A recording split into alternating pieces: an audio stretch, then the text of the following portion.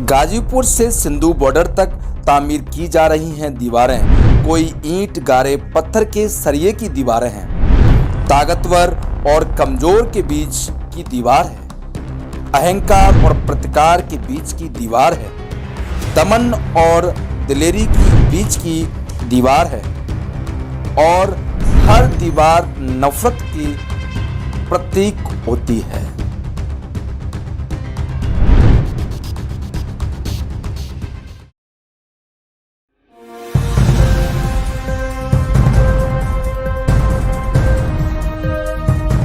नमस्कार, मैं रमाकांत उपाध्याय नव समाचार गुड़गांव से आपके समक्ष किसान आंदोलन को लेकर एक बार फिर। आज किसान आंदोलन को 71वां दिन है पूरे देश के अंदर, और दिल्ली में चारों तरफ से किसानों के लिए दीवार और कीलों की लाइनें बिछा दी गई हैं, जिससे कि किसान दिल्ली के अंदर ना घुस पाएं। और यहां तक ही नहीं, अपनों के लिए उन्होंने बड़ी बड़ी खाइयां खोद दी हैं, क्योंकि भारतीय जनता पार्टी का चुनाव के समय कहना होता था किसान मेरा है, किसान मेरा है। सिर्फ अब ऐसा लगता है कि किसान सिर्फ मेरे वोट के लिए है। हम फिर सत्ता में आएंगे, किसानों का हम फिर यूज करेंगे। परंतु आज सरकार को क्या किसान नहीं देख रहे हैं? क्या दिल्ली को देश से अलग किया जा रहा है? क्या दिल्ली को देश के साथ से हटाया जा रहा है? कि दिल्ली की चारों तरफ की सीमाओं को बंद कर देना इस प्रकार से कितना ठीक है? सरकार को इस पर विचार नहीं करना चाहिए। सरकार ने किसानों से बात करने की जगह जिस प्रकार से जो कार्य कर रही है वह कितना ठीक है, इस पर भी सरकार को विचार करना चाहिए।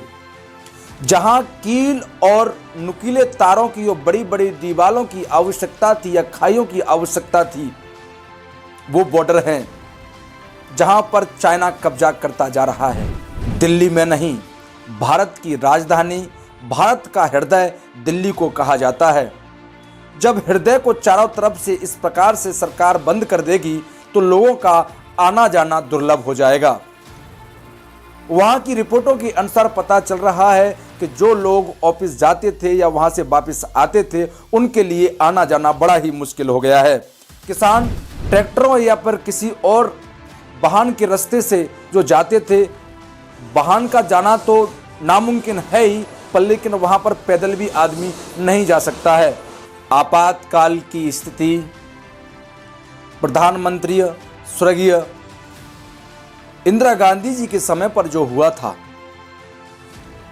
वह आज दोबारा से देखने को मिल रहा है।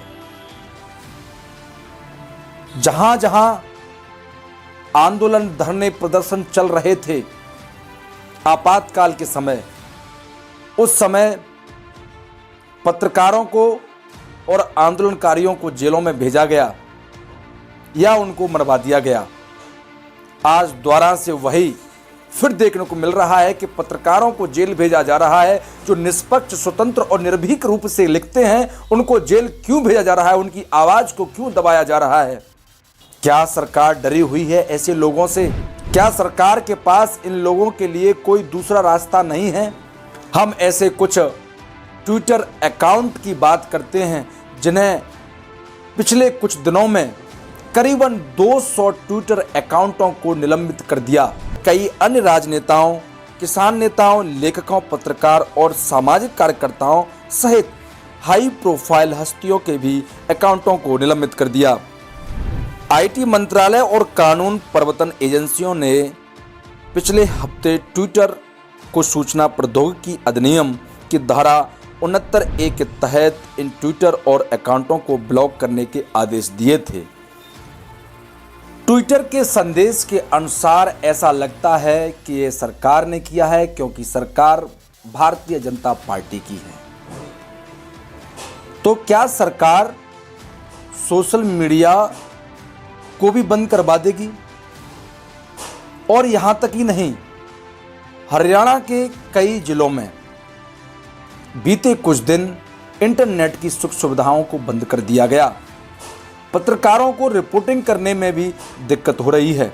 सरकार को कहीं ना कहीं ये डर है कि वहाँ की हमारी हलचलों को पूरे देश के अंदर फैलाया जाएगा, जिससे यह आंदोलन और बड़ा हो जाएगा। परंतु वहां के स्थानीय लोगों ने अपने वाईफाई के पासवर्डों को अपनी अपनी दीवार पर चिपका दिया, जिससे कि किसान लोगों के कार्य हो सकें। स्थानीय लोग भी किसान आंदोलन के साथ में हैं। सरकार जहां संविधान और नियमों की बात करती थी, क्या आज संविधानों का उल्लंघन नहीं हो रहा है? चारों तरफ देश के अंदर हाहाकार मची है। बीते हम कुछ दिन पहले कोरोना काल से निकले हैं। अब देश में ये किसान आंदोलन कब थमेगा? इससे आम लोगों का जीवन भी मुश्किल हो रहा है। सरकार को किसान के मुद्दों को लेकर इस पर तत्काल रूप से निर्णय लेना चाहिए था। हम बात करते हैं मुकदमों की, जो किसान लोगों पर लगाए जा रहे हैं, उनके खिलाफ FIR दर्ज की जा रही हैं। पलवल से तकरीबन 2000 लोगों के ऊपर मुकदमा दर्ज किए गए। दिल्ली और सिंगू बॉर्डर, गाजियापुर, टिकरी बॉर्डर से ऐसे अभी तक हजारों लोगों पर मुकदमा दर्ज हो चुके हैं। परंतु किसान ने अपनी पगड़ी को टाइट करके बांध लिया है। हम नहीं झुकेंगे जब तक सरकार हमारी बात को नहीं मानेगी। वह सरकार से लड़ने के लिए तैयार हैं। सरकार हमें गोली मार दे, पर हम नहीं जाएंगे जब तक हमारी बात को सरकार नहीं सुनेगी। जब तक हमारा आंदोलन चलेगा, वो पूर्ण रूप से अहिंसा के मार्ग पे चलता हुआ आगे बढ़ेगा। गाजीपुर से सिंधु बॉर्डर तक तामीर की जा रही हैं दीवारें। कोई ईंट, गारे, पत्थर के सरिये की दीवारें हैं। ताकतवर और कमजोर के बीच की दीवार है। अहंकार और प्रतिकार के बीच की दीवार है। दमन और दिलेरी की बीच की दीवार है। और हर दीवार नफरत की प्रतीक होती है। नुकीले कीले, दीवारें, खाइयां और कटीले तारों से रास्तों को बंद कर देना। पर पिछले कुछ दिन या बीती रात को राकेश टिकैत ने उन्हीं दीवालों के पास जाकर भोजन किया। बैठकर उन पर साफ साफ लिखा था कि इस एरिया में धारा 144 लगा दी गई है। फिर भी राकेश टिकैत निर्भीक होकर वहीं जाकर भोजन करते हैं। वो इसका सीधा सीधा किसानों को मैसेज आता है, हम पीछे नहीं हटेंगे। संयुक्त किसान मोर्चा के कुछ नेताओं ने बीते कुछ दिन पहले घोषणा की थी कि हम 6 तारीख को पूरे देश भर के अंदर चक्का जाम करेंगे। परंतु अभी की जानकारी पता चला है कि वह अभी खारिज कर दी गई है। हो सकता है वह आगे के लिए कर दी गई हो, क्योंकि सरकार की नई नई योजनाओं को देखकर किसान भी चिंतित है।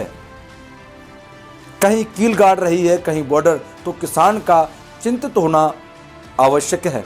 संविधान के मूलों को बचाने के लिए सरकार और देश के हर नागरिक को कोशिश करनी चाहिए।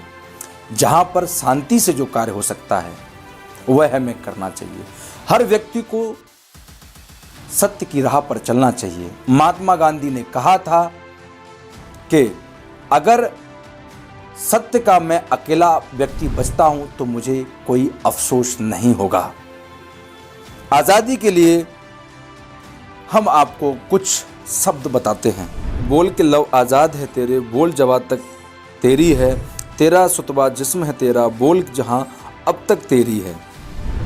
आज़ादी के समय इन पंक्तियों को लिखा गया फैज़ अहमद के माध्यम से।